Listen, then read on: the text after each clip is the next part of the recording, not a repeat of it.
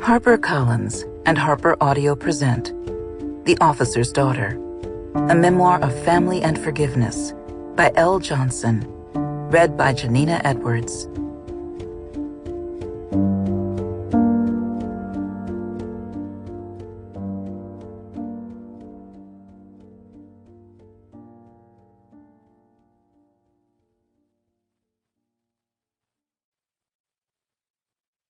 For my mother, who didn't want me to write this, forgive me.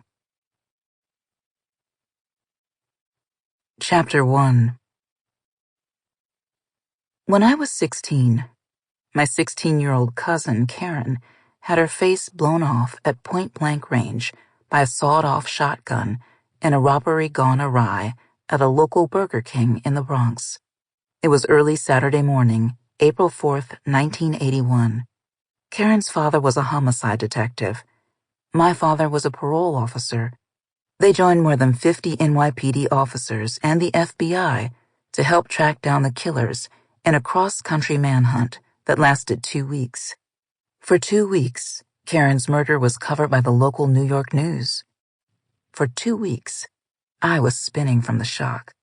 This was my loss of innocence, the moment in my childhood when I understood that the world didn't work the way my parents said it did.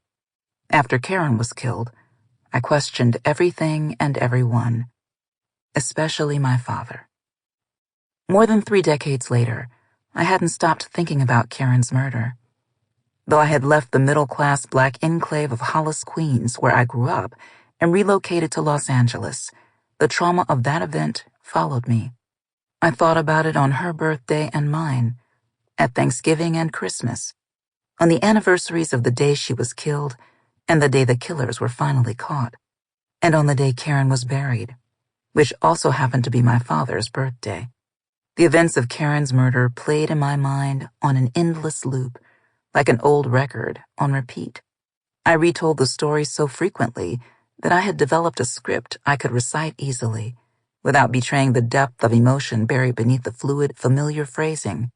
When I was 16, my 16-year-old cousin Karen had her face blown off at point-blank range by a sawed-off shotgun in a robbery gone awry at a local Burger King in the Bronx. One morning in September 2014, I got up early to write. I was sitting in my house in LA, a cozy Spanish-style bungalow built in 1926, a time when my neighborhood was still orange groves connected by dirt roads. The front was all east-facing French doors and arched windows that let in brilliant morning light. I was reading emails, procrastinating before getting to work, when I saw a message from my cousin Warren, Karen's older brother. Karen's killer was up for parole. Warren asked me to write a letter, encouraging the parole board not to set his sister's killer free.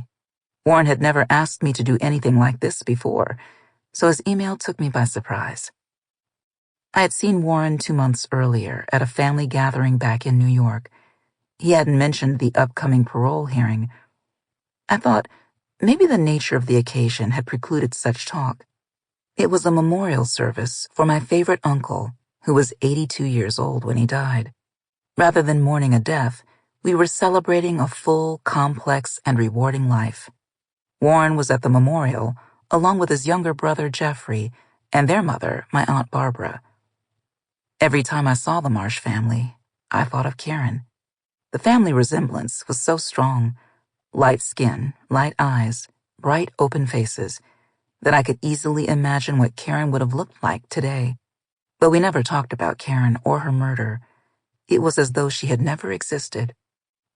That night, as we caught up with small talk and told tall tales about our dearly departed uncle and the family, Karen's absence lingered like a rainstorm.